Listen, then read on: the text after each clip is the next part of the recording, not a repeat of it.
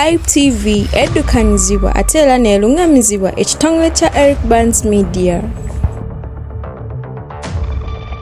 Chairman Nyanzi naye abeewo wale tukongera konga nango omuntu enakugenda y'omusiki endo naye obanyo nagende konga nango omuntu enakugenda y'omusiki endo naye obanyo nagende Museveni tegenda tuzoganya abanyaba ne bassebo enteekateeka ya Museveni tegenda tuzoganya n'omulundi n'ogumu enteekateeka ya Muzeeyi Museveni tegenda tuzoganya mulundi na gutya n'omulundi n'ogumu. Kale muterere tugende mu maaso,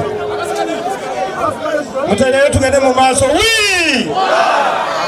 Abantu tuli mu control.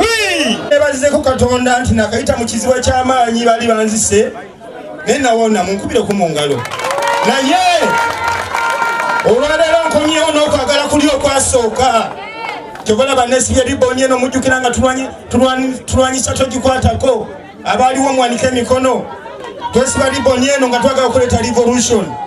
This ribbon is back era ntaddemu egenda okukyusa eggwanga lino egenda kutandikira wano mu Kawempe South egenda kutandikira wa bato bange mwenna benzize baba yanguwa abantu 10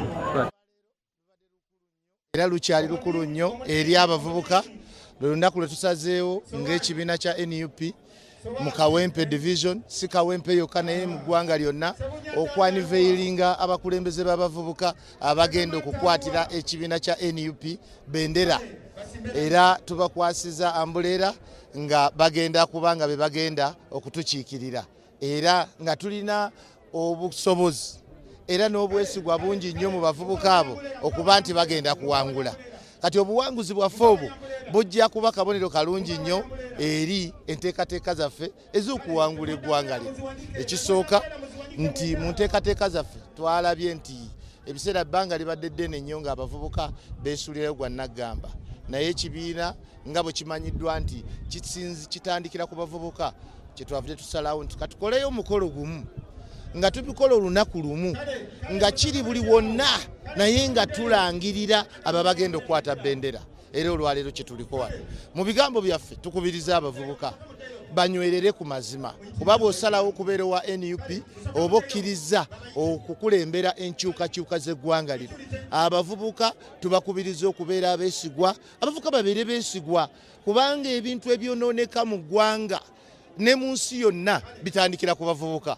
Ffe bwe twali abavubuka twanywera kwe kubeera nga opposition ekyaliwo wano mu ggwanga era tugamba kwe kubeera nga tutuuse ku kiseera ekyokubeera nga n'akalulu tukawangula waakiri obuwanguzi ne batabulangirira bulangirizi. Kati omulundi guno ate tusimbudde n'amaanyi tusimbule n'abavubuka tulonde akalulu ate era tukawangule bavubuka bawangule bamemba ba palamenti bawanguwe ate ne His Excellency Kyagulanyi Ssentamu naye awangule. Tulina essuubi nti abavubuka bagenda kunywera. Tubakubiriza obutakkiriza kuba enteekateeka z'okugulirira zatandise tubagambye baleme kukkiriza.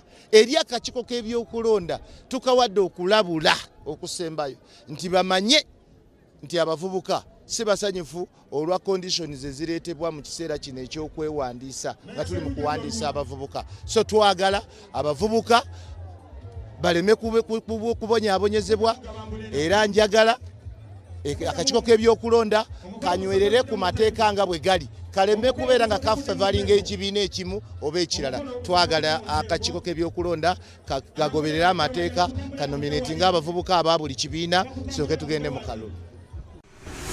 Oli mu Kulaba TV ekuwa ebigenda maaso mu ggwanga.